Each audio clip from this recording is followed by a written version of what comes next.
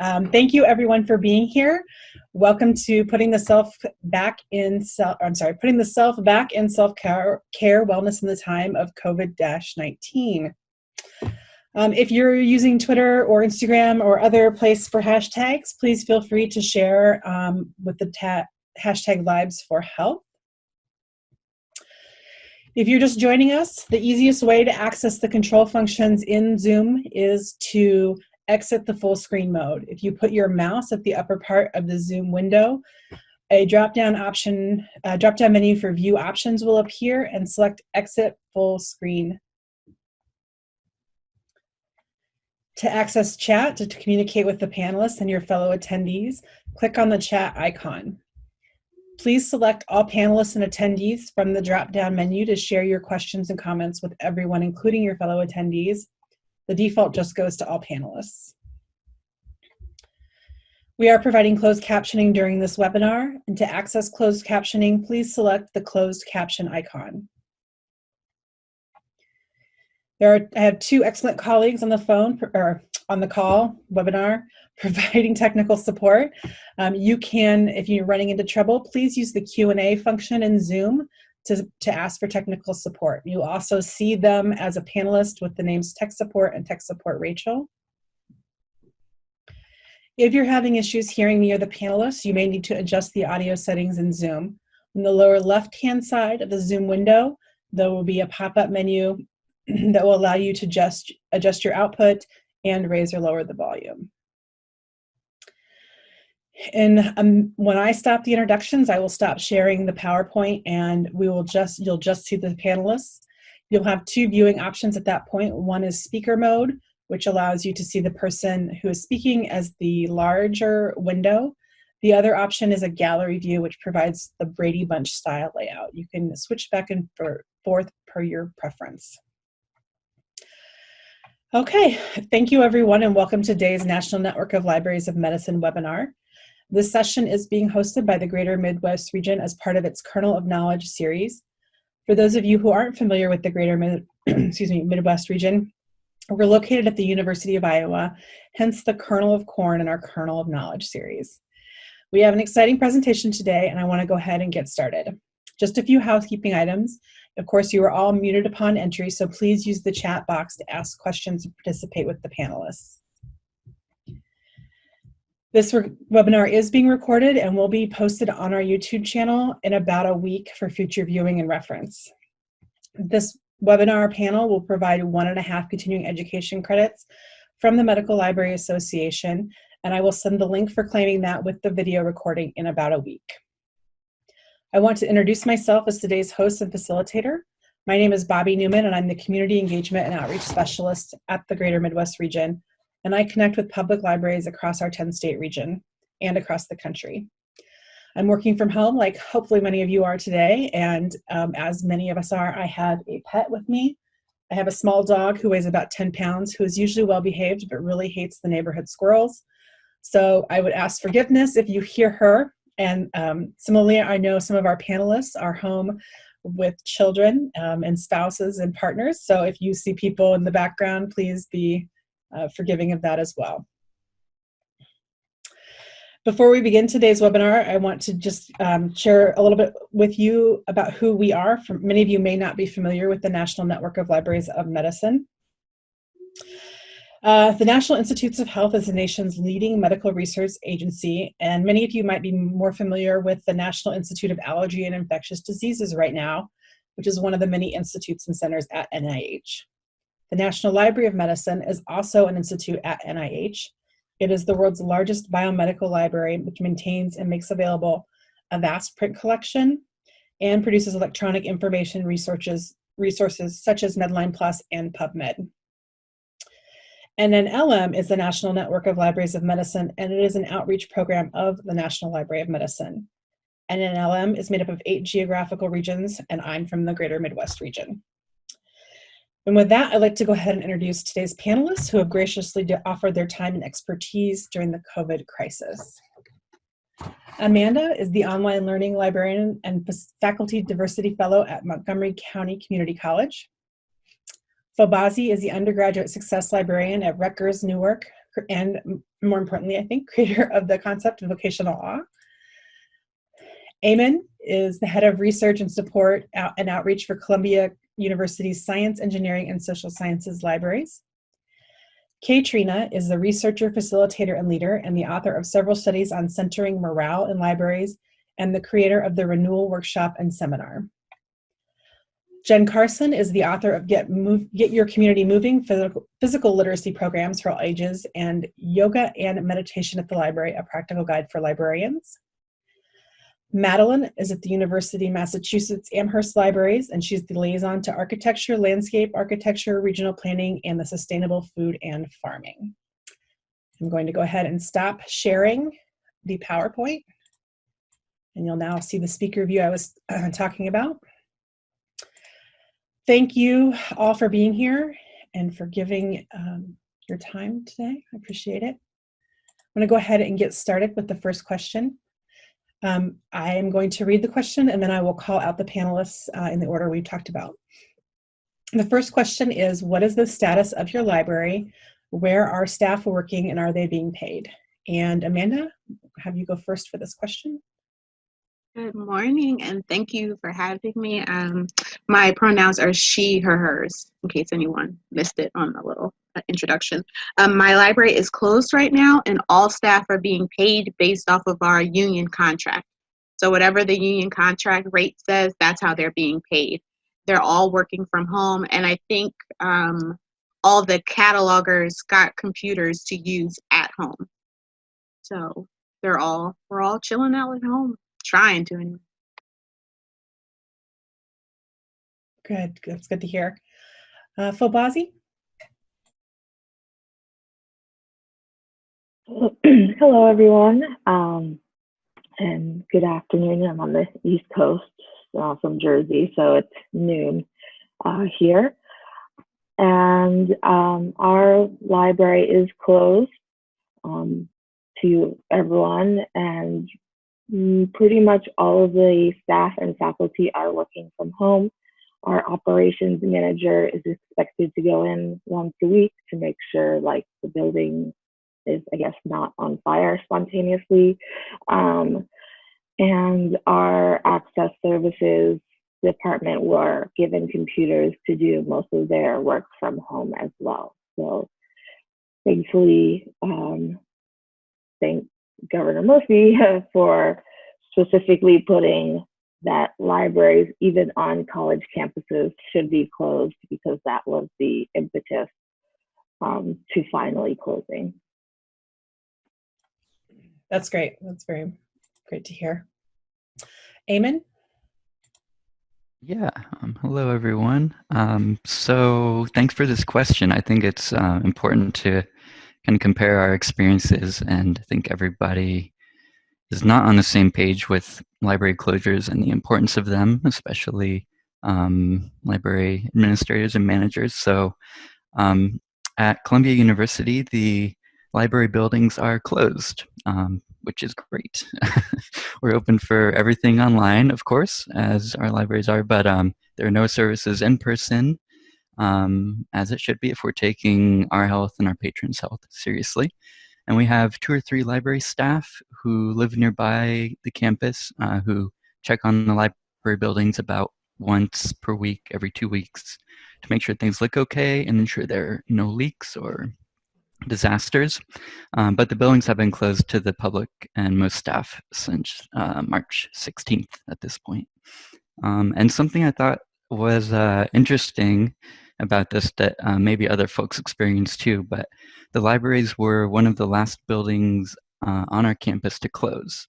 So we closed after the gym, after the chapel, and I think that says something about how libraries are valued at our institution, but maybe not always in a good way, right? Because I think we're valued for our space and as a kind of social congregation area, but more for that space aspect than services. So there are a lot of conversations around who's considered an essential worker, and for some time it wasn't clear that library workers weren't being put in that category. So thankfully we were able to close with some advocacy from a university librarian. At this point, our library system includes a bunch of different locations, but librarians immediately started working remotely. Support staff were paid for the first 2 weeks of the library closure, and now they're working remotely and with pay as well. And they're working closely with supervisors on work that can be done from home. We came up with a list of projects that they can do, things like that. And the student workers are being paid too, based on the average number of weekly hours they had up until the campus had closed. There's some reliable pay and the ability to maintain health, so those are all good things. Great. Thank you for sharing. Kaetrena? Hello, everyone. Thank you for having me here for this important conversation. I'm at the University of South Carolina system, and all the libraries in that system are closed. My particular library has been closed since March 16th. We're all, the librarians on our campus are faculty librarians, but all librarians on our campus are being paid. All the student workers are being paid, and our temporary workers are being paid as well. I believe that's because I've been advocating for people the whole time. And I think one of the things we're seeing is that when we consider the word advocacy and the word and the action of advocacy, we are constantly talking about the library as a concept and as a space, and those are great conversations to have.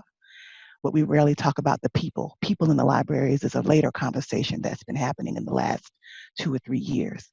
But when we all of a sudden start talking about people when the crises are upon us, it is much harder to advocate for the people during the crisis. I believe that one of the reasons we are able to, number one, our people at the top, our president went ahead and just closed the libraries. But I do believe that if we had to have a personal conversation between the campus deans, it probably would have been okay, because I've been advocating for people the whole time. But we never had to have the conversation, thankfully. But I think we do need to have conversations about talking about people in the libraries when we're talking about libraries and advocating for people, because that's what makes people run, as we're seeing as we're working from home. So thank you for having me, and I'm looking forward to the rest of the conversation. Great. I see all of us nodding while you're talking. Okay, Jen. Hi, so I'm Jen Carson. I'm a public library director here in Woodstock, New Brunswick. I run the LP Fisher Public Library, which is a small town library, but we're fairly busy. We have about 5,000, 6,000 people in our community, but we had 35,000 people through the doors last year. So it's hopping. We're definitely one of the largest community centers in our area. So people definitely come to us for more than just books, right? They're coming for all kinds of programs and services. We've been closed. Our last day that we were there in the building was March the 14th. And so we've been closed for 6 weeks now, and it's made a major impact on our community because it was one of the places that people really went to hang out. We've had sort of an interesting approach. So we're one of the few places that I'm aware of in Canada, I'm not sure about in the States, where our entire province is a centralized system. So it's called the New Brunswick Public Library System. And we have 64 libraries that belong to the consortium, and we all work as a unit. So even though we may offer different services and have different strengths, like I have an archivist and a genealogist on my team, and other libraries don't have that, and some of our libraries may be bigger or smaller, we all report to one centralized office. And so when we closed down, our system said, don't do anything. Go home. We're paying all of you. Just go home. And so that's what we did. And some of us, like I have children at home, and some of us don't. But everyone was paid. Everyone was sent home, and we weren't given anything to do, which at first was like sort of radically mind altering, especially for those of us who have the tendency to be workaholics. Like, I need to help.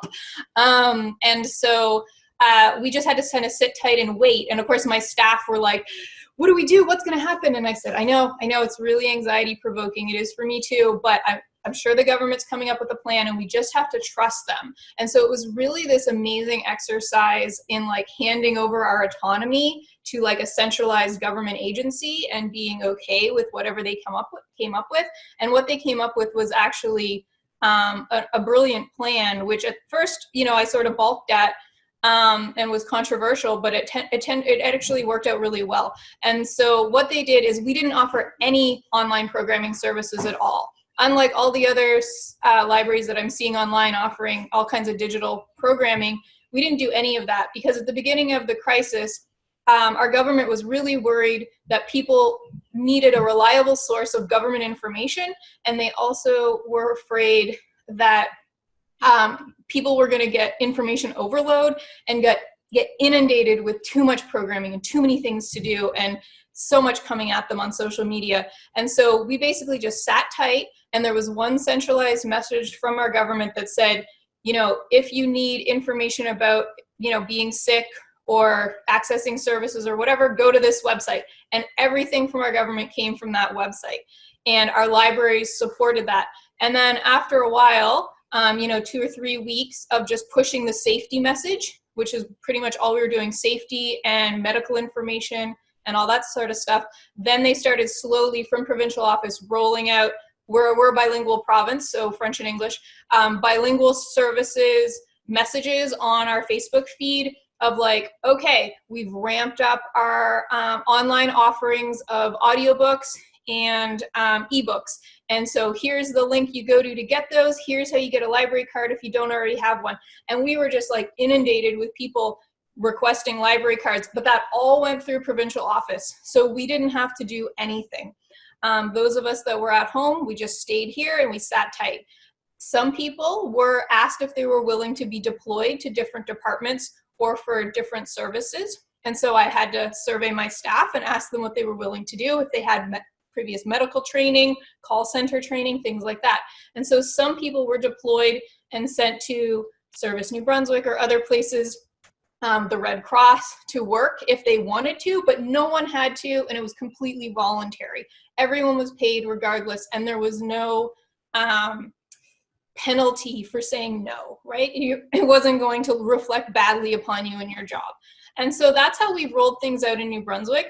And right now I have a conference call in about an hour to find out what our plan is to start going back. But again, they've been very methodical. I got an email last night with an Excel spreadsheet, and I'm supposed to survey my staff and ask them, when do they feel comfortable going back to work? What locations are they willing to work at? If they don't feel comfortable, what things are they comfortable doing at home? What sort of technology do they have at home?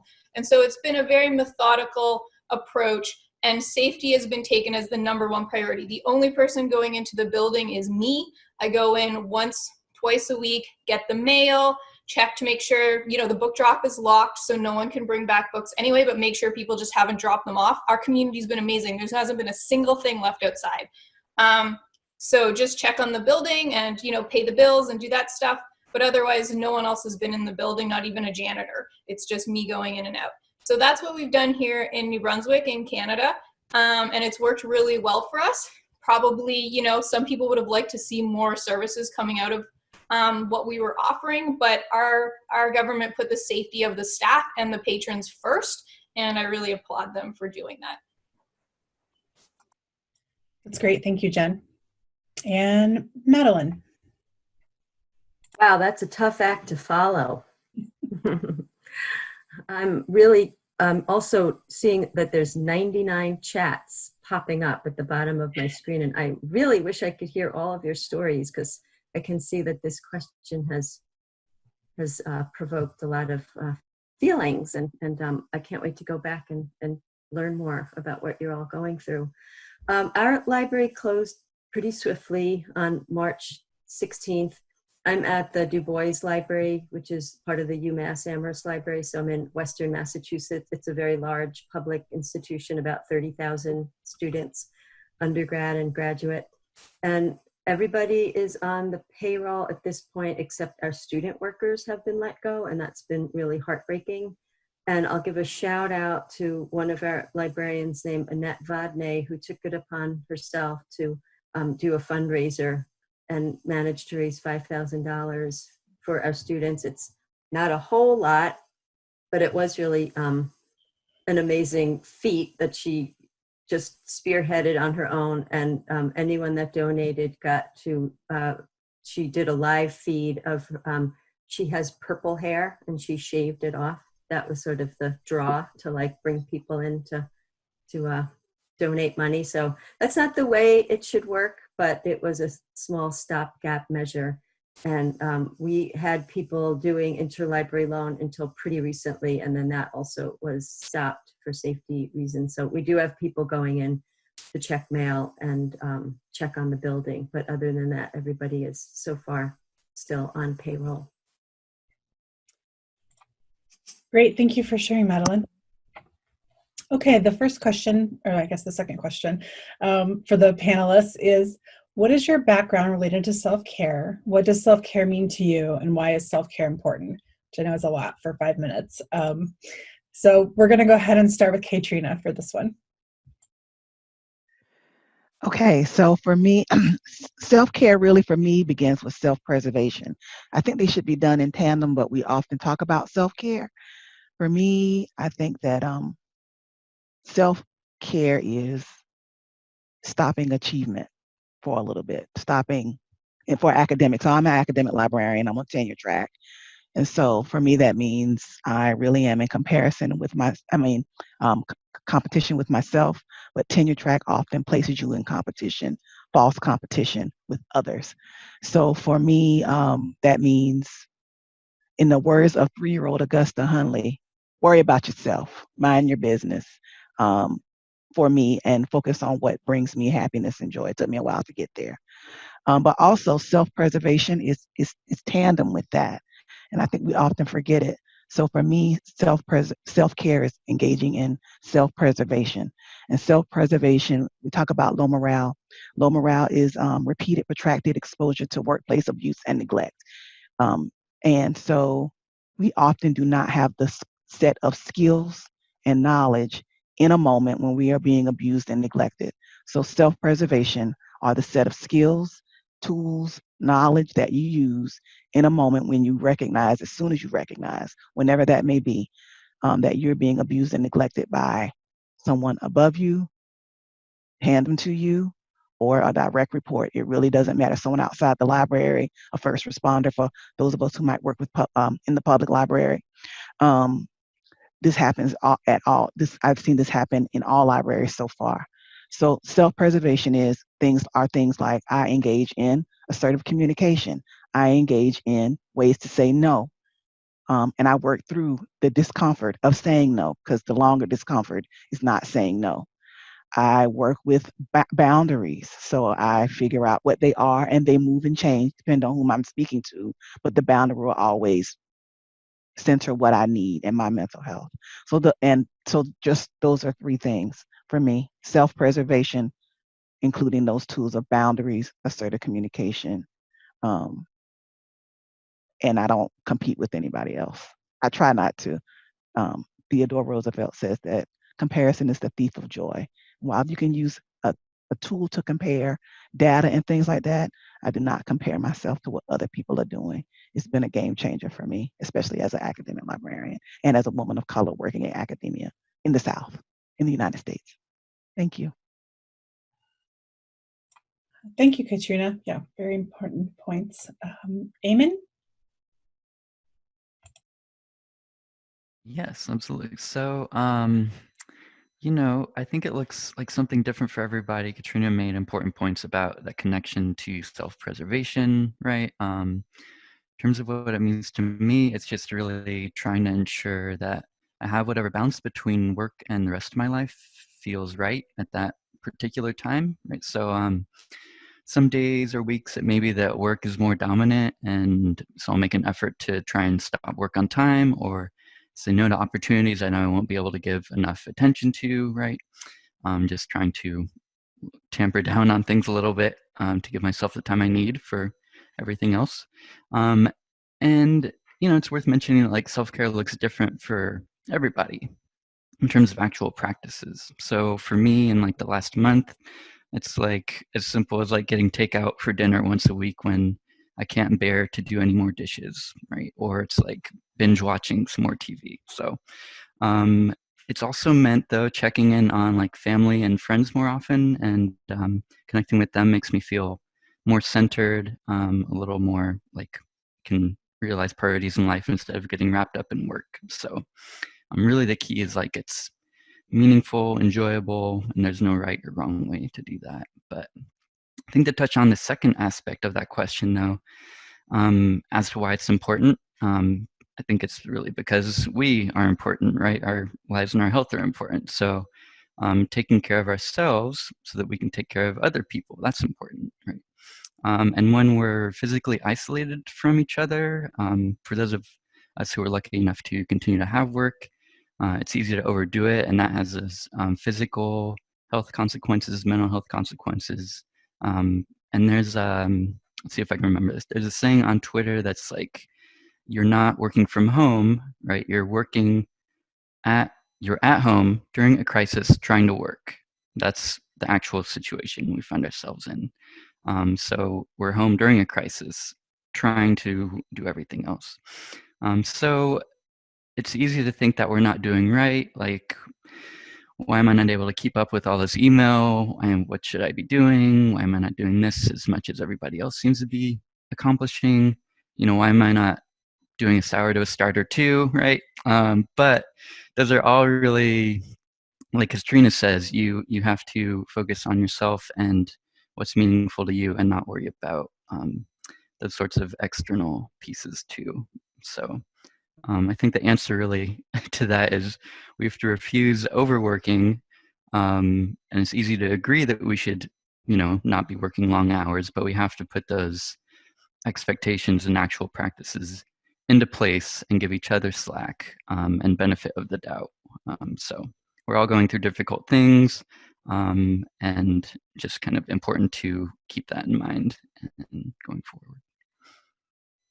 That's great. Thank you very much. Amanda.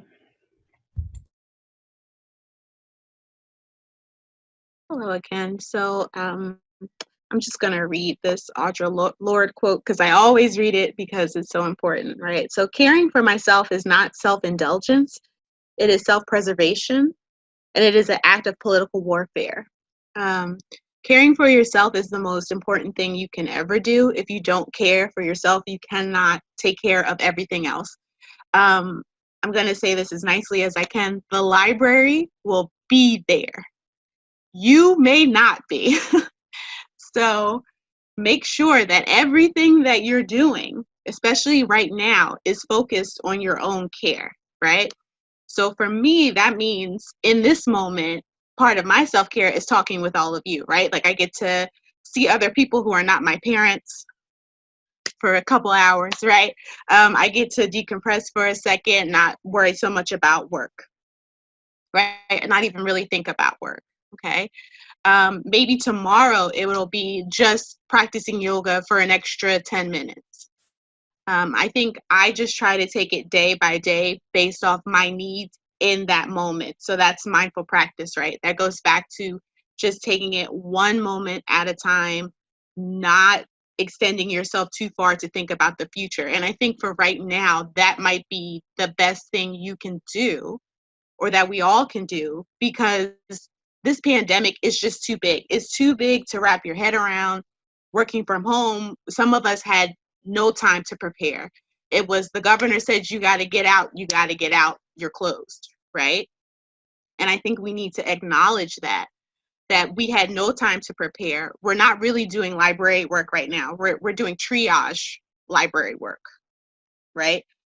So we're trying to just contain it until this thing is over.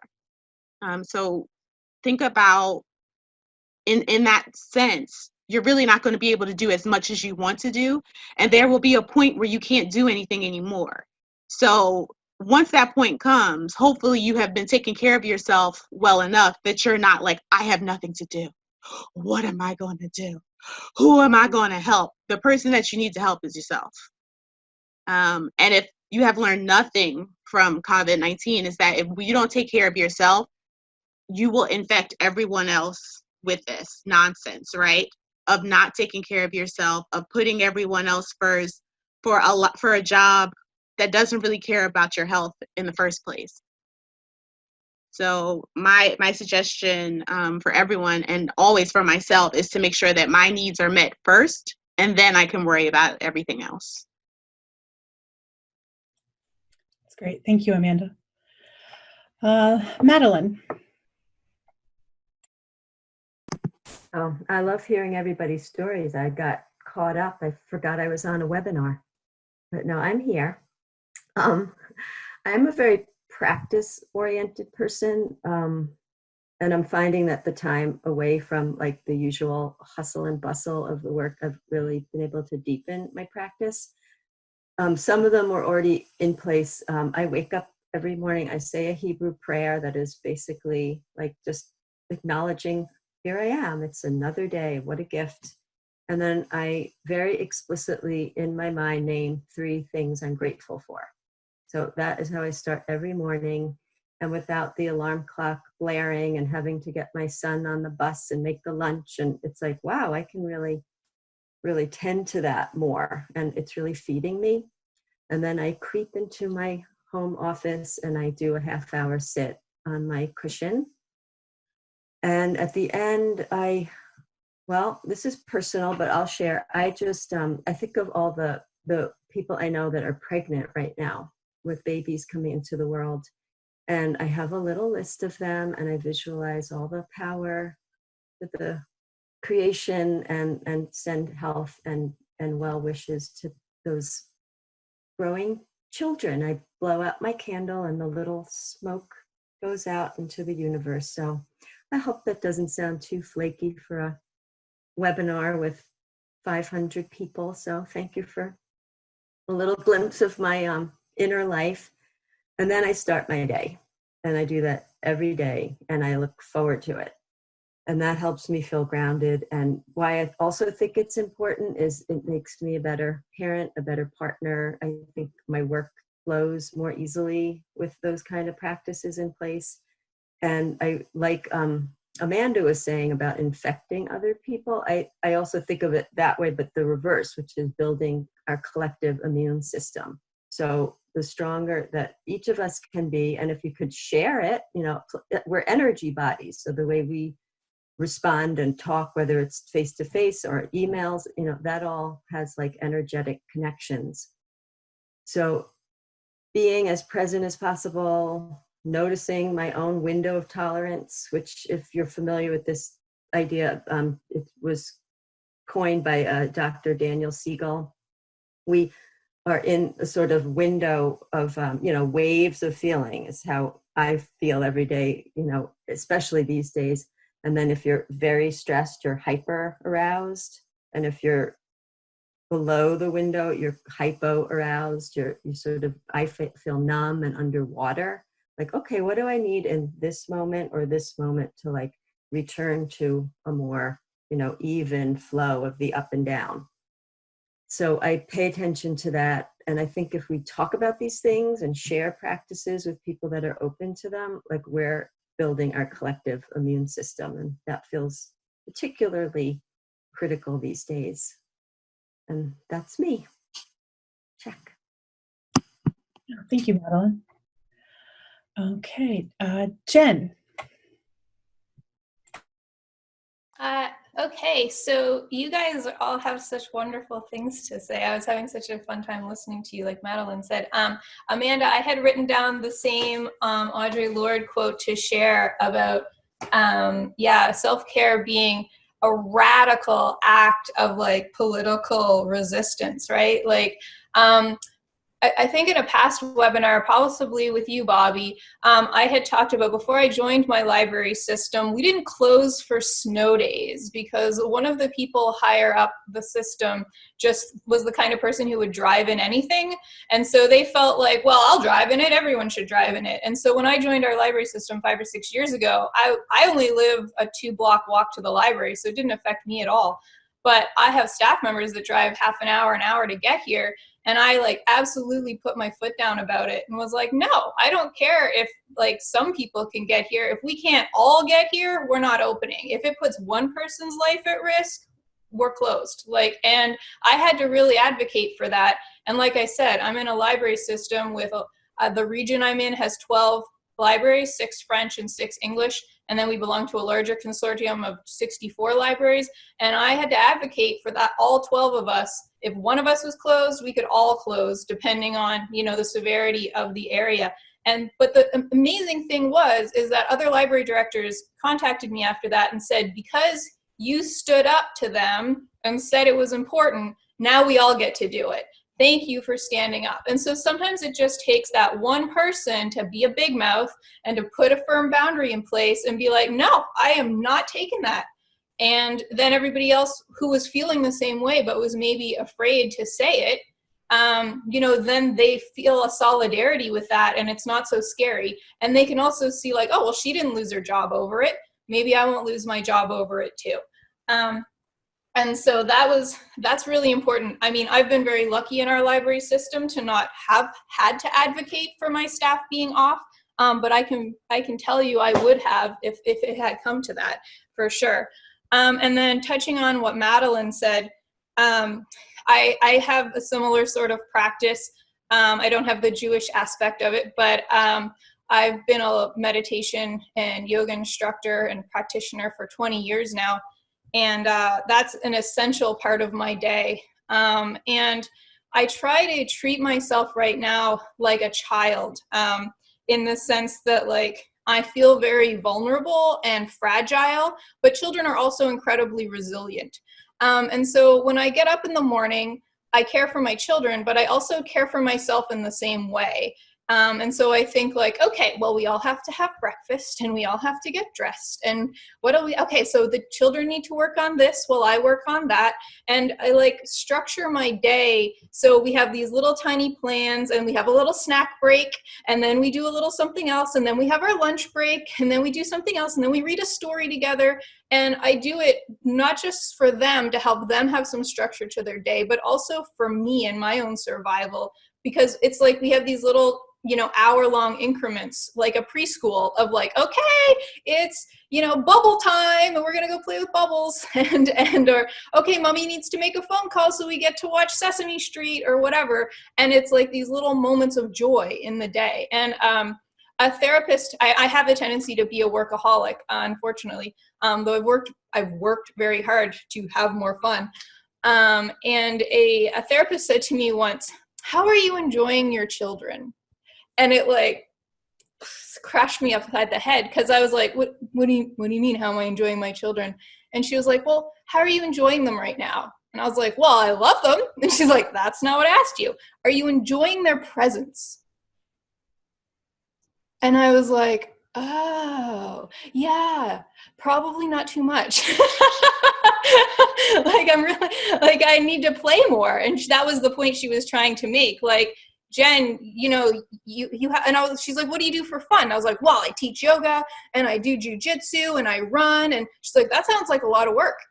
And I was like, oh yeah, I do. I started noticing how everything that I do becomes a job, because I'm caught up in that productivity culture that we have in North America, where I feel like my very value is defined by what I'm able to produce or what I can get done in a day. And it's taken me 2 decades of like working really hard, here's that word again, working, of being okay with the fact that I have value just as I am. And all of you have value just as you are. And so that's my goal when I wake up every day is, how can I enjoy my day? How can I enjoy the people in my house right now, or the chickens in my living room, or the weather today, even if it's not so nice, or the dishes? How can I just wash the dishes in a way that makes me not hate dishes and actually try to find some enjoyment out of it? And so that is my continual practice of mindfulness, is like, how can I enjoy my life as opposed to feeling like I'm just an ox pushing a cart along, right? And so I think that's been a huge eye-opener for me in the self-care world, is trying to get out of that productivity mindset and into a value mindset of just enjoying my life. Because that's what my life is actually here for, to be enjoyed and experienced, not to, you know, achieve some sort of goal. So when I get to the end of it, you know, it has a big list on my tombstone with my resume of all the things I completed. Like, who cares? And so for those of you that are looking for resources, if you want some, there's a bunch of free stuff on my website, and I'll put it in the chat. and they're in French and English, and I've done a bunch of like self-care tips of things that you can do at home. So that's all free, and I'll stick it up there for you guys. But that's what I've been doing for self-care, is not trying to beat myself up so much about not getting stuff done. Great, Jen, thank you. And Fabazi. Again, hello everyone. So I'm coming at it from a slightly different standpoint in that I'm a disabled woman, and that my disability is exacerbated by stress and weather and basically extreme changes. So obviously this time is a very fun time for me. But the sort of irony is that in many ways, this is the healthiest I have been. Prior to this all happening, I had been working very hard to try and get more than one day to work from home a week. At Rutgers, we're not allowed to work from home. We have one research day a week in which we basically have to use it to produce something. And so despite my reasonable accommodations, I was still having trouble getting at least one extra day a week to be able to work from home, because I had found that in many cases, the act of getting to work was so stressful on my body that the rest of the day was spent like recuperating so that I could do it all over again the next day. And so, as I mentioned before, Rutgers was still open as a library until Governor Murphy shut the libraries on college campuses down. Like, it specifically had to say that in order for Rutgers to close the libraries. But I had basically given my library an ultimatum. I sent an email to my supervisor and and CC'd all the faculty and said, this was March 13th, I think. I was like, today's my last day in the office. I'm severely immunocompromised. Whether I'm working from home from now on or going on FMLA, you can choose, but I am not coming back into this office until something has changed. And like Jen, I heard from other people saying, like, thank you so much for like saying that, because it helped me advocate to my supervisor that I was also immunocompromised, because at that point, Rutgers was still open to everyone. And the steps they took to close was, first they closed just to the public. So students, staff, faculty, anyone affiliated with Rutgers, we were still open, which, besides the uncomfortable classist, racist, all-ist issues with closing to the community while staying open to those affiliated with Rutgers, was also impractical, seeing as the virus doesn't care what your affiliation is. And the closest we had gotten to closing, and this was March 20-something, before Governor Murphy sent out the executive order, was to run through a skeleton crew, which was one IT person, one security officer, and one access services person who would rotate. So I guess that all the access services department would have gotten sick since they're rotating. Again, it was clearly just like some sort of stopgap measure because they refused to actually close. And so even though I was working from home since March 13th, Rutgers didn't close until almost the end of March. And so the fact that I'm now getting to work from home every day means that I can actually set a schedule that is more conducive to the way my body works. And so I can, instead of using all of that energy and time to get to work and therefore having to recuperate from the actual commute to work, I can actually just start working when I feel able to and take breaks when I'm able to. And that has been so much better for my body. And, you know, the disability community has found it very ironic, right? In that so often all of these accommodations that we have to ask for that are reasonable accommodations are seen as not reasonable until something like this happens where it affects everyone, not just the disabled. And then suddenly, oh, everyone can work from home.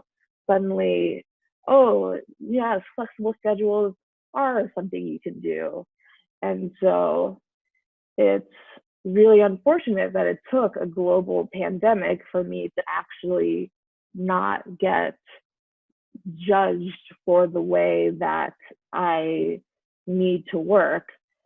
And so, you know, on the one hand, obviously the stress and sort of existential questions can be a lot for the psyche and for the physical body, but in many ways, the ability to work from home and make flexible schedules has been a godsend to my health and wellness. And so I think that it leads into why it's so important. As we've all been saying, right, the library at the end of the day is just a building. You know, if I were to, God forbid, die tomorrow, right, the administration would be like, oh, great, salary savings, because, you know, the state is going through this massive deficit due to all of the things that are going on, right? Like that, ALA might give me a nice posthumous medal, like, oh, she died in the line of service, and move on, right? That there's nothing really that would change in the day-to-day for the library as a building if I was no longer there. And that's the reason why vocational on deconstructing it is so important to me. Like, it doesn't matter how much I love my job and love the work that I'm doing, my body, my disabled body cannot reach the level of productivity that the library as a concept, as an entity wants from me. And so I think that it's important to just remember that at the end of the day, the library as a building, the library as an entity will keep on running, whether you are there or not. And so if that's the case, the most important thing is to take care of yourself, to take care of your body, of your spirit, of, you know, staying connected to those around you and making sure that you are fine, and that, you know, it's not even just about work-life balance, but really work-life separation, you know, to make sure that, yes, you're doing work in whatever capacity that might be, but separating, which is especially hard now that it's a fully online environment, right? And it might be that our supervisors and administrators in general are trying to just replicate every offline interaction into a face-to-face online interaction, which is not the way to do it. My wife is a communication scholar, and she just did a webinar on basically keeping the social and social distancing, how to make sure you're still connected to your community and to yourself. And so I'm lucky to have, we both remind ourselves of it, because we both do tend to be workaholics. And so remind ourselves, like, let's have, you know, separation. Like, sure, that email may be sent with high importance, but I mean, we're academics, the building's not on fire, we're fine. They'll be fine. Everyone will be fine if we could just actually take a lunch break, which can be really hard. I remember I have to schedule, even when I was working in the building, I had to schedule every single day in my calendar a lunch break, because I found that if I didn't, I would just either work through lunch, or I would take a short lunch break sort of in between. And prior to working in academic libraries, I was a school librarian, and I learned from them, which I still take today, is if you don't use it when it comes time to the unions relitigating of everything, they say, well, you've been working through your lunch break, so you clearly don't use it, so you don't need it.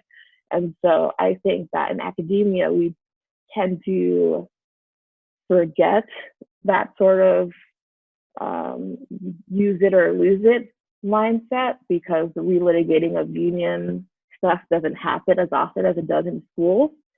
But you know, when we're having 4 or 5 Zoom meetings a day, it can be very easy to not actually stop and have an hour lunch break, or even a 30-minute lunch break. And so it's definitely even more important in this online environment, where the day can end up, if you're not careful, being 8 a.m. to 10 p.m., to actually put breaks within your day and take the time for yourself. So that is definitely why it's important, not just for me, but for everyone. Great, thank you. Lots of important points. Thank you, everyone, for sharing. I really appreciate everyone's thoughts and my enthusiastic nodding. Also want to point out, if you've seen me coughing, I've had this cough for going on 4 years, so nothing, I believe, related to the current situation. All right, so our next question is, what advice do you have for overcoming challenges related to creating or recreating a work-life balance that can be done for free, you know, at no cost, remotely? And we're going to start with Jen for this question. Thanks, Bobby. Yeah, as I mentioned earlier, I had to really kind of like remake my neural pathways in my brain to understand that there is no such thing as a work-life balance. It's all life. You are just living, and you need to be present for it. And sometimes we're working while we're living, and sometimes we're doing other things that we don't call work. But for me, I'm going to tell you a little Zen story, okay? I like parables. So there's this great little Zen story about this Zen master who's walking in the woods with his monks, and they're just walking along, and they run into another Zen master and his monks, and the monks start arguing with each other, boasting about their Zen masters and saying, well, my Zen master can levitate, and my Zen master can read minds, and my Zen master can do this, and sort of showing off his productivity. And this is coming from the one side. And then the other Zen master's followers said, oh, well, that's all well and good. That's quite amazing. You must be very proud of him. But do you know what our Zen master can do? And they're like, what? And they're like, well, when he eats, he eats. And when he sleeps, he sleeps. And when he walks, he walks. And they were like, whoa. And they deferred. He was the ultimate Zen master, right? Because that's the hardest thing to do, is to just be present for your life. And, you know, those of us that practice meditation, we can say, like, that's why hardly anyone meditates or tries it and gives up, because it's so hard. And the idea is that you don't have to do nothing in your mind, because I've talked about this in webinars before. Your mind is designed to problem solve, right? Just like your lungs are supposed to breathe and your heart is supposed to beat, your mind is supposed to look and scan the horizon, trying to find danger, and then try and solve problems and work yourself out of situations. That's what your mind's designed to do. And so when we sit down and try to meditate, and try to calm our mind and have no thoughts. And then when we can't do it, we feel like we've failed. And then that's just another thing on our list where we're like, screw it, I suck at this. You don't suck at it. You're still a good person if you think all the time, okay? And so the practice is watching yourself. It's standing back and realizing that you're not those thoughts you're having any more than you are the beats of your heart or the breaths that you take. And so something that I wanted to mention briefly is that anybody who's trying to meditate or have more mindfulness right now, maybe you've been doing some mindful breathing exercises, and maybe that's not working for you right now because we're in the middle of a respiratory pandemic. And so thinking about your breath and trying to control your breath when you're scared that you might get sick or you might have, you know, some worries that you could have the pandemic or anything like that, sometimes that's not the best way to approach it. And so, you know, you can have a really good experience of mindfulness and not think about your breathing, and you can just sit and maybe you just count. Maybe you don't want to do like a mindfulness breathing exercise where you focus on breathing. Maybe you could focus on counting. And you just close your eyes and you count to 10, and then maybe you count back down. So there's all kinds of meditation apps out there, and there's stuff on my website, and there's lots of videos. There's great meditation teachers. But if you're struggling with your nervous system right now, thinking too much about breathing, and that's making you panic, for those of you with anxiety and panic disorders, sometimes meditation isn't always helpful because it makes you more panicky because one, you feel like you're failing because you're still thinking, and two, you're thinking about your breath and oh my God, no, you're trying to follow that breath and it's scary. And so for those of you that are struggling with that, I'm going to suggest trying yoga or trying some other experience that brings you into your body, but where you don't have to sit still. Because some of us are really like this inside and pent up. And so it's trying to sit still on a meditation cushion and focus on our breath is like a recipe for a panic attack. So instead, I'm going to suggest maybe trying some really easy, gentle yoga movements. Find some nice, gentle yoga classes online. Again, you can find free ones on my website. And just try those out and see if you can get yourself into your body and out of your head. And recognize when you're, like Madeline mentioned, when you're over functioning or when you're under functioning. Brené Brown has a really good talk about that. And so if you notice you're trying to spin 27 plates at the same time, you're over functioning. And when you feel that numb, like heaviness where you feel like you can't get anything done, you're probably under functioning. And trying to bring yourself back to some sort of equilibrium, but recognizing that it's okay if you're up here and it's okay if you're down here because we're in crisis, right? And so your natural reaction or your maladaptive coping mechanisms are going to come out right now. And that's totally okay because you're a wonderful human being and you have stuff to deal with just like the rest of us, okay? We're all experiencing that sort of stuff. So that's my suggestion to everyone about work-life balance is forget about it. Just live your life, and when you eat, eat, and when you sleep, sleep, and try to just be present for your life and see how that goes. And, you know, try some meditation. If it's not for you, it's okay. Try some yoga, try some other stuff to bring yourself into connection with your mind and your body. I have to peace out because I've got a call to do. I'm sorry, but it was so wonderful being here with you guys. Thank you, Jen. Okay, that's some great advice. Madeline, you're up. Yes, a lot of what Jen said was really resonating. She might have called it a trauma-informed approach to meditating. So there's a lot of literature out there. So, right, whatever's not comfortable, you don't have to do that. And just to follow on a little bit with some more explicit practices, sometimes I stand up on my meditation mat and just stand and breathe and move around, try different things. And also, I think, you know, just like the simplicity of life is really speaking to me right now, talking about free things. I think of them like writing letters, which I've always been kind of like a stationary nut. I'm like, you know, get really excited when I go to Staples and see all those Post-its, but I love note cards, and I have so many, and I used to hoard them, like, oh, this one's so special, it has to be for just the right time, and now I'm like, just like sending them everywhere to everyone that I love. And plus we might want to support our US Postal Service, which is under attack, which really pisses me off, but that's another story. So yes, using stamps. And I do love to meditate. I appreciate the challenge of it. It feels very subversive to me, that in the face of all that's expected of us in our culture, just like, guess what I'm going to do? Nothing. I'm just going to sit and notice and be. And it really does feel like a radical act. And I know there's tons of apps out there, and I think they're great. I personally feel like it's why I used to love to swim a lot. I don't really need anything. It's just me. I just need maybe a bathing suit and some water.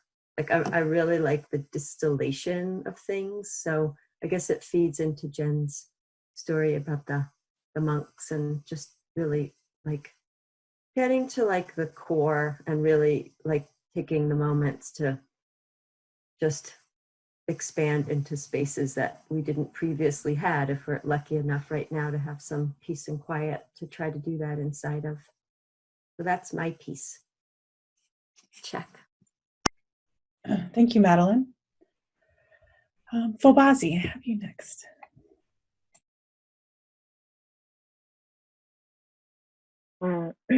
So, as I said before, right, it can sometimes be hard if your supervisors or administrators are trying to recreate every experience in a face-to-face manner, right? For example, something that would in the building probably just be like a passing comment in the hallway, being like, oh, hey, can you like do this or this? And yeah, and you sort of keep it moving, and now it has to be a full hour Zoom meeting. And so I definitely say, if possible, obviously in not all situations it's possible, creating boundaries for yourself and for your time, especially when it comes to the face-to-face aspect of interacting, saying, hey, I don't have time for a full Zoom meeting right now. Can this be an email chain instead, or can we do this over the phone, or whatever, giving alternatives to having the face-to-face interaction. And not even necessarily worrying about what your excuse should be for not wanting to do a face-to-face interaction. Like my partner, right, she's also an academic, and so her busy days are Thursdays. She's basically in a face-to-face meeting from 10:30 to 3:30. So I don't do any meetings on Thursdays. And I don't think I need to tell anyone why I'm not available on Thursdays to do a face-to-face meeting. It's my life, right? It's the calendar, it's blocked out. Like it says busy. You don't need to know why I'm busy, what I'm doing, as long as I can still answer your email. Just answer, okay, question answered, let's move on, right? I think that the expectation that everything we need to do needs to be exactly how it would have been in the building is not only exhausting but unnecessary. So definitely, as we've been saying throughout this webinar, right? Boundaries are the most important thing that you can do, both for yourself and for your loved ones. And so that's one big thing. Even just putting a time from the day to day, right? You say, in the building, my hours are 9 to 5. So between the hours of 9 to 5, I'm here as a professional. I will answer questions. I will take meetings, whatever it might be. Anytime after that, I will not be taking, I will not be checking my email. I will not be answering questions. Again, we are blessed enough not to actually be a essential frontline worker, right? So there are so few cases in which that email can't wait until the next morning at 9 a.m., right? Unless the building is flooding or on fire or, something, in which case, unless you're a manager, that has nothing to do with you, right? You're not getting paid to somehow keep the building from not being on fire. You can wait. I always try and actually put it in my signature if I can, to say, won't answer on nights and weekends, so the expectation is there. If you're not able to actually do that, like write it out because of explicit or implicit pushback you might get. Just trying your best to not check your email, whether it's deleting the app off your phone or putting it on like do not disturb during certain times, is definitely a way to continue to have that work-life separation. In terms of overcoming sort of organizational culture things that might be leading to overwork, this is a great time to talk to your other colleagues at the same level and create a union, basically. Even if you already have a union, I'm not talking about like the actual legal process of creating a union. I'm talking about like a collective group, right, of faculty and staff or whatever it might be, and saying, hey, there's a crisis happening right now. What if we all just decide not to continue to do this breakneck pace that we've been doing for the past however many centuries in libraries, right? What if we say, as Eamon said before, right, we're not working from home, like we're working at home during a crisis, trying to work. And so what if we all acknowledge that and say that these are the things that we will and won't accept from our administration, from our supervisors? Because if you all do it, then it's a lot harder to come down from the administration to punish you in any way, right? If it's one or two people, they can always say, oh, well, look at so-and-so, they're answering emails at 2 a.m. Why aren't you answering emails at 2 a.m.?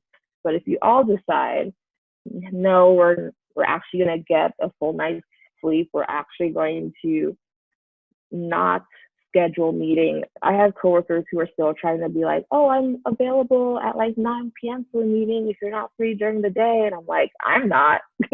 I'm eating and watching Schitt's Creek. That's what I'm doing.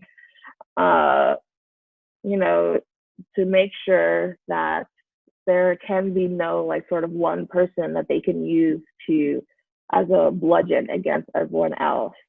And if you do have that one person who just is so enthusiastic and about libraries that they want to give every waking moment to it, just acknowledging that it isn't actually professional to spend your whole life in a library. Bringing out all the various research that we've talked about throughout this webinar, in terms of the effects on the body, the effects on the psyche, burnout, right? Every single conference at libraries, there's at least one or two things about burnout and how to prevent burnout, right? It's like, these are the reasons why we are continuing to have these conversations about burnout, is because we're not making organizational changes to prevent burnout. And if you are a manager or an administrator, leading by example, saying, oh, I'm only available from this time to this time for professional inquiries. Oh, praising those who are showing boundaries, saying, like, giving encouragement to others to have boundaries is one of those ways to overcome the challenges of the sort of elongated day that working from home can often bring. Great, very many important points. Thank you, Fabazi. Kaetrena. So I like to start off with some data because I want to give a shout out to Eamon and Fabazi while I have them in my face. So and I talk with them,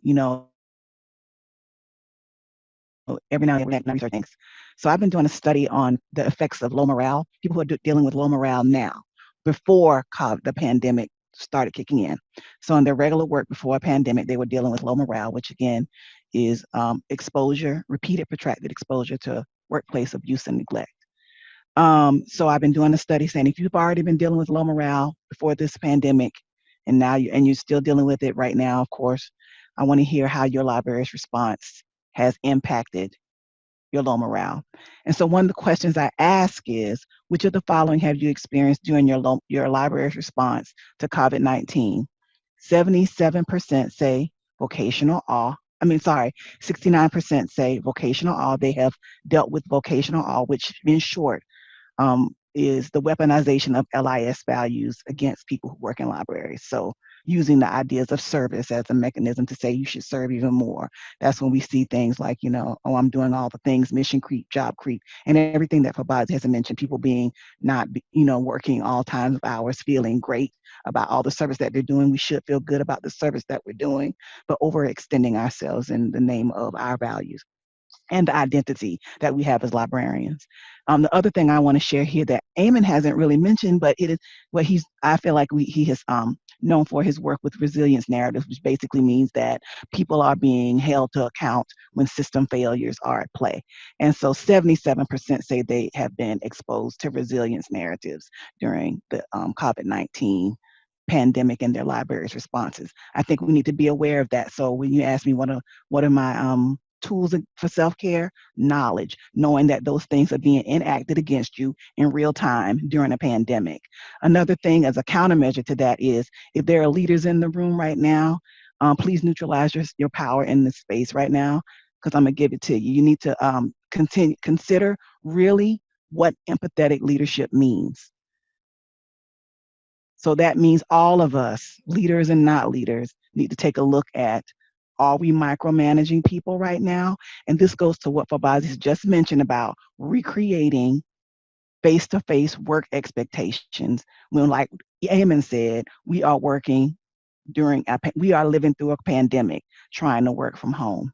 What you have not seen today while I've been sitting here, because my door is locked and I happen to have a spouse who is working at home with me, is my 5-year-old little one running amok behind us. What we have not done yet today is his work for school. So I still have that to do today.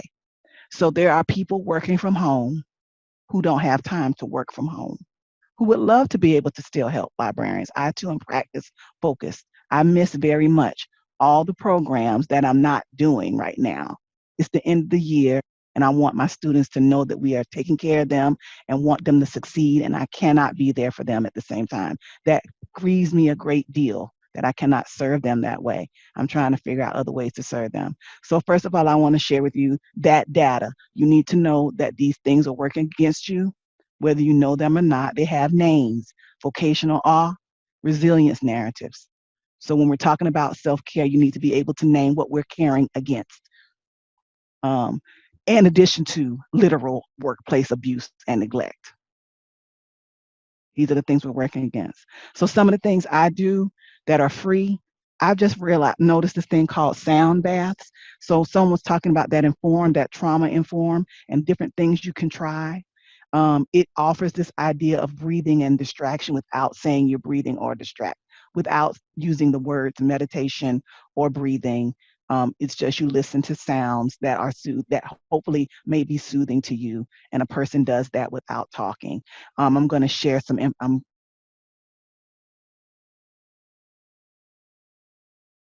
Oh, Kaetrena, I think you got muted on accident. Sorry.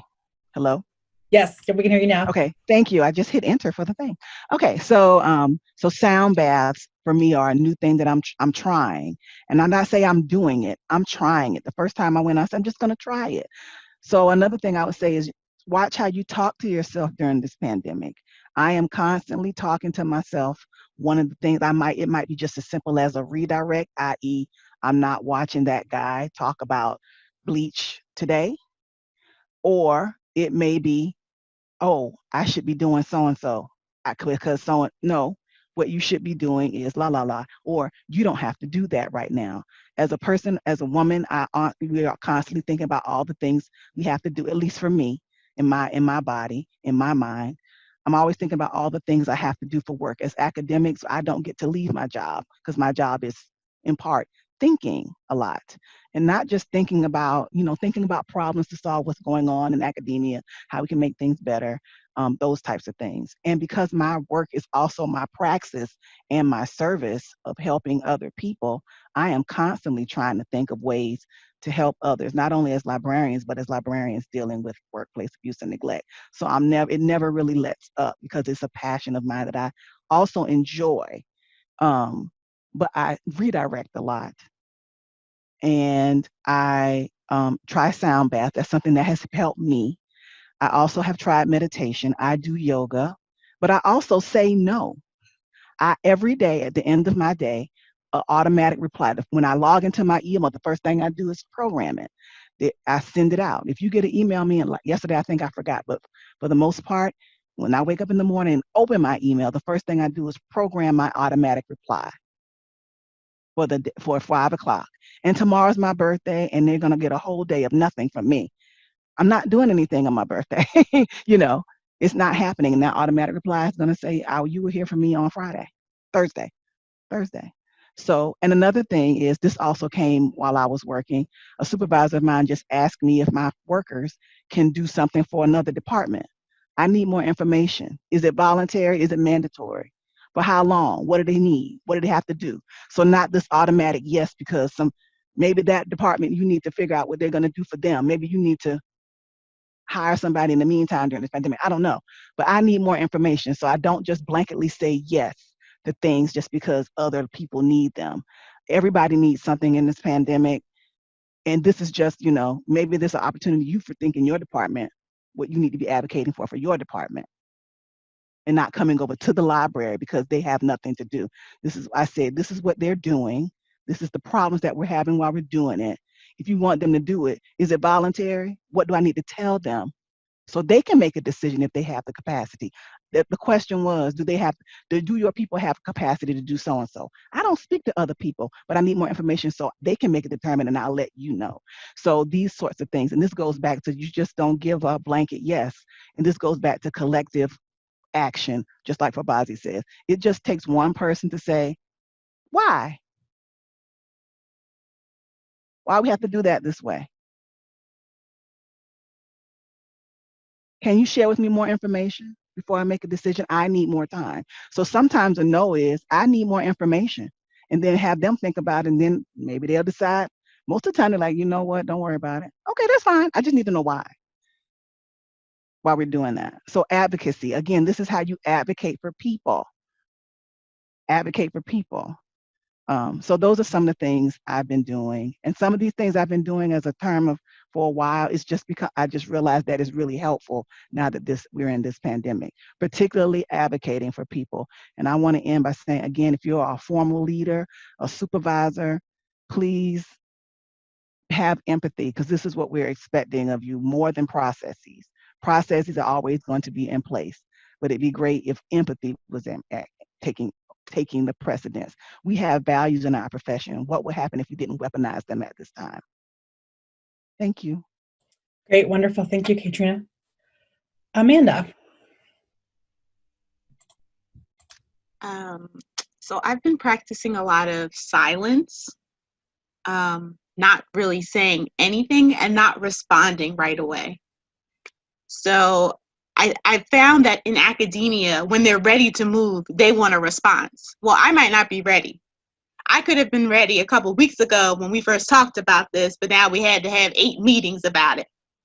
So I've been trying to not respond to anything or to give it a couple of hours before I respond. So sometimes, and sometimes my response is, if I do respond, it's I'm not prepared to do that in this moment. I'll get back to you when I'm ready or when I'm available, right? So I think we need to give people the language to say, this is not going to happen today. It may not even happen tomorrow. It may not happen the day after that. It may happen next week, and have that be okay.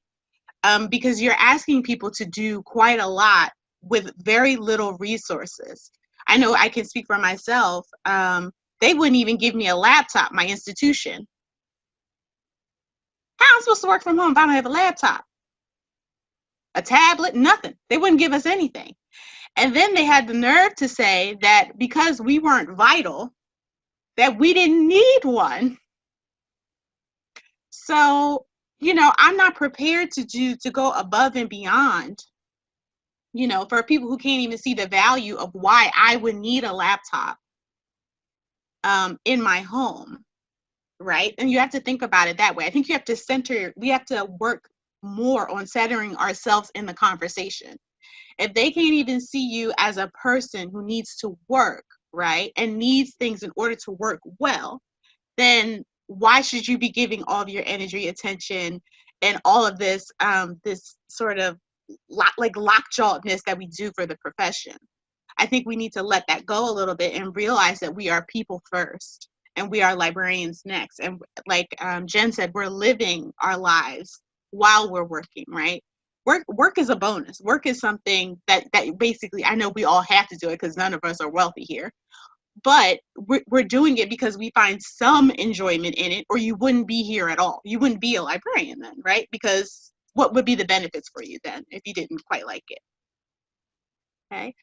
Again, with the scheduling, every day I have my lunch on. I have my lunch on my schedule probably until next year sometime. And I make sure that that is also on, like, my, when you can book schedule an appointment or whatever, I make sure it's on that as well. I find that people update one calendar and not the other. So make sure that all of your calendars are the same. I try to make all my calendars, even I have a paper calendar that is like lunch. Make sure you take it. Or if I don't take my full lunch, then I leave early. And I know some people are like, oh, I could never. You're not getting me for free. Slavery is over. If 12 o'clock hits and I don't take lunch, then I best believe like 4:40, I'm out of there. That's it. You have to set those hard boundaries, I think, not only with your colleagues, but with yourself. I think we're so focused on putting those boundaries on other people, like you need to listen to what I say and you got to do this and you got to do that. But what about you? Where's your part in it to say, I'm not doing this. I'm leaving early because I need to. No explanation. We need to work on that as well. No explanation whatsoever. I'm leaving because I'm an adult and I have to go. That's it. You don't need to tell Johnny, Mary Beth, Mary Kate, Mary Sue all your business. Go. And I would encourage you to think about that more. You don't, my MBSR teacher said it really well. People are not entitled to your story. You don't have to have a story around why you meditate. You meditate, that's enough. You don't need to have a story around why you have that boundary. The boundary is there, you enforce it, other people follow it, that's it. We don't need to go through these stories all the time because they're ours. There's no need to share. If you want to, that is perfectly fine. But don't feel like you have to tell someone why you have that boundary. That's totally okay. Figure out what you need, like I said earlier, and I think like we're all saying throughout this, figure out what you need and how you can achieve it for yourself. Make small, achievable goals is one thing I would definitely say for this time. If it's only that you make your bed, if it's like, hey, I'm going to start a sourdough kit, like Eamon said, or something maybe that you haven't done in a while. Maybe you used to practice yoga all the time, but now, you know, right before COVID, you couldn't. Maybe try to get back to that a little bit. Figure out what it is that you like to do in this time that you can sort of work on that, or do nothing and see how that feels. Where is your comfortability right now? For me, mine is doing yoga every day, right? For you, it may just to be sit in silence for 5 minutes every day, not necessarily meditating, but just sitting there. Find your own comfort zone, and then you can work on everything else. And keep practicing your assertive communication. No, why, how come? That's it. No more stories, no more explanations, no need to do a jig. It's okay to say no. It's okay to enforce your boundaries. It's okay to say no to grit, to low morale, to vocational all. Those are all okay. Wonderful. Thank you very much, Amanda. And last but not least, Eamon. Yeah, so I guess I get the final word. No, this has been, everybody has really hit upon like everything that's important here, so I will keep it brief. I mean, so here's my simple answer to creating work-life balance. There are three things. One is to fight for better pay and working conditions. 2, refuse work collectively, overwork collectively, not all work. And 3, avoid wellness advice that really has that intention of making you a better worker or just to get you to buy things, right? So there is useful wellness advice. There is a whole industry for self-care and wellness that is just meant to get money, right? So be sure to distinguish between those things as well. But really, that's it in a nutshell. I mean, libraries all over have already been seeing these various degrees of underfunding and understaffing. And when those principles like productivity and running a lean organization are prioritized above everything else, like when this crisis hits, we are facing very dire situations for staffing and our well-being because we're already cut to the bone, right? So really I want to tie back to that thread about advocacy. I think that's kind of the main takeaway here. It means self-advocacy, but also collective advocacy. It doesn't mean taking care of ourselves. It means simple things like guarding the time on our calendars, prioritizing work projects that you enjoy, taking your vacation and sick days, and working to your contract, like Fabazi says. And also remembering that if you're not engaged in all of your tasks, it's not you, right? It's because life as we knew it 2 months ago has been completely uprooted. So I guess just to conclude on a more positive note, it's just really so important to connect with other people right now, not letting that isolation get to you, and seeking out kind of colleagues and friends and finding joy in each other's company, I think is a really important place to start and to stay. And then from there, building coalitions and taking collective stances whenever it's possible at your workplace, right? So it's not a solitary pursuit.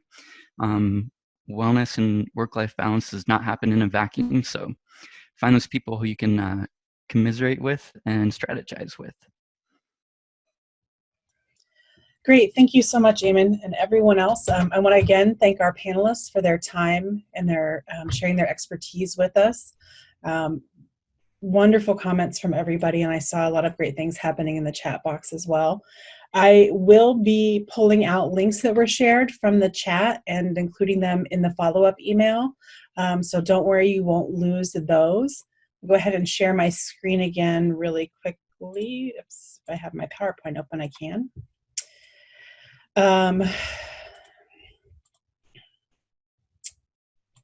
And I want to thank everybody who took the time out of their day to be here with us for this webinar. I wanted to go ahead and promote another webinar I'm hosting on Friday. This one will be, there will be a presentation from the speakers that are talking about how they're providing virtual services during this time, and they have spent a lot of time building relationships in their community prior to that, and they're going to share that information That link will be in the email I send out either today or tomorrow morning. I also want to remind everyone that the CDC is your best source for information on COVID-19, but in particular to point out this section of the CDC website that a lot of people may not be aware of. There is a section there on daily life and coping, which includes things about the stress of and the effects of what's happening to us right now. They have some information about caring for children, but I am also fond of the animal thing as a dog mom. So these links will be included in your email as well. If you are not a member of the National Network of Libraries of Medicine, please consider joining. I know the name is a little misleading, but we really are for everyone, just not for medical libraries. You can also browse all of our free webinars and classes at nnlm.gov/training. Oops. If you're looking for continuing education credit, you will receive 1.5 hours for this webinar from the Medical Library Association. You will receive that link from me in an email. We will also get this recording published to YouTube, usually within a week, and everyone who registered for the class will receive that information, along with the feedback survey about the information and the content that was shared today. That is it for me. I want to thank everyone and our panelists again for your time today. I appreciate you and everything that you're doing. Please take care of yourself.